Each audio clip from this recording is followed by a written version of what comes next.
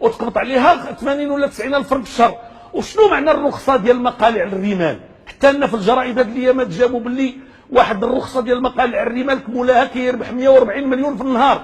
ملي يشوفوا المغاربه بلي هذا الشيء علاش غينوض يخدم؟ ولكن سمحتي لي كيفاش غادي تقضي على هذا الاقتصاد الريع؟ استاذه هذا كريمه القرار هو سياسي. القرار استاذه ماريا هو سياسي.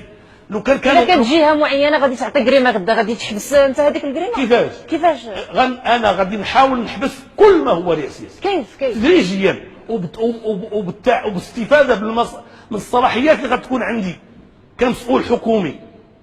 غادي نحاول بطبيعه الحال غنحاول، ولا ما قدرتش نغير حتى شي حاجه في هذا الشيء غادي نحط السوارت ونمشي بحالي. دونك هذه وعود السي هذه وعود السي كيفاش؟ طبعا وعود. طبعا وعود. هنايا اسمحي لي جيت لهنايا باش ما نوعد حتى حاجه. طبعا وعود وكنلتزم بها وغنعمل جهدي فيها.